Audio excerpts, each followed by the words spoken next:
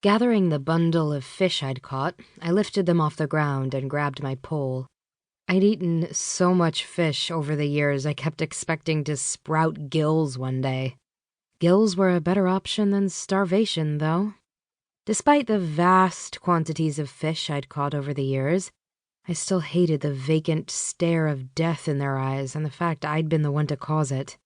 I avoided looking into their eyes as I swung them over my back and gathered the rest of my equipment. Turning back to the ocean flowing through the canal, I stared across the deep blue water swirling with rapid currents. On the other side was a rocky shoreline and pathway that practically mirrored the shore where I stood. More fishermen and women stood on the rocks or waded down into the water. I couldn't make out any of their features, but it didn't matter anyway. I'd probably never meet any of them. Below me and across the way, there were more people walking the rocks, plucking crabs from between them and tossing the clawing creatures into baskets. The crisp, briny smell of the ocean tickled my nostrils as I inhaled the familiar, well-loved scent. I brushed away the strands of black hair the breeze tugged from my ponytail and blew across my eyes. The power of the sea, the life flowing through it, called to me, making me feel strangely more alive, and yet all alone as I watched the sun dancing across its surface. Above me, seagulls and herrings cawed and circled before plunging into the water. An older man with gray hair and a kind smile waved to me before gesturing at the stripers hanging heavily against my back. "Nice catch today, River," he commented.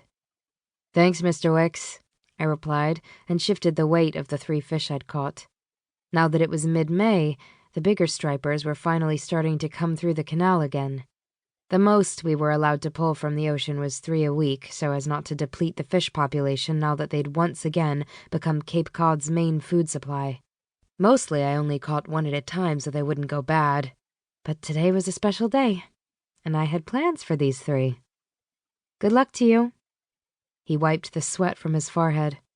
"I think I'm gonna need it," he muttered. I knew how he felt. It had taken me years to become as good at fishing as I was, and I most certainly hadn't done it alone. After the bombs, it had fallen on my shoulders to keep my family fed. Gage was still breastfeeding, thankfully, but my mother and I were on our own.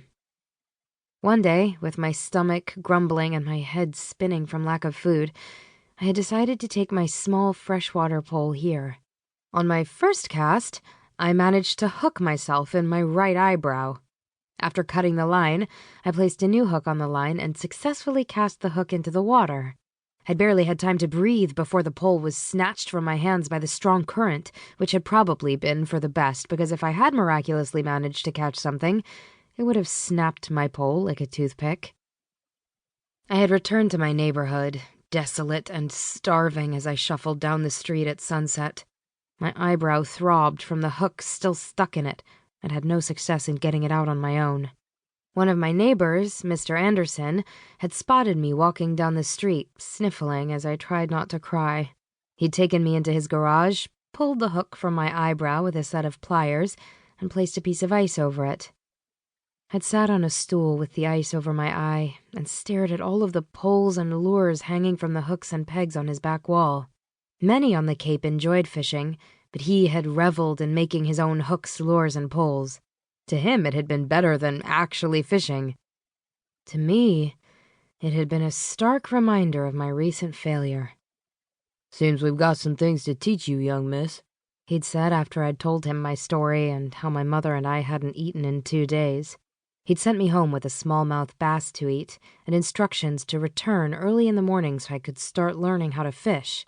He told me if I was late, he wouldn't offer again. I showed up a half-hour early and ready to go. He taught me how to catch freshwater fish for a few years before determining I was old enough and strong enough to handle saltwater fishing. He'd also patiently taught me how to bend the hooks and create lures with a vise and a pair of pliers in his garage. When I was ready for them, he'd given me a couple of his poles and taught me how to care for them. He'd allowed me to use his materials in exchange for giving him a fish every once in a while. When we ran low on supplies to create our fishing gear, we would scavenge for metal and other scraps.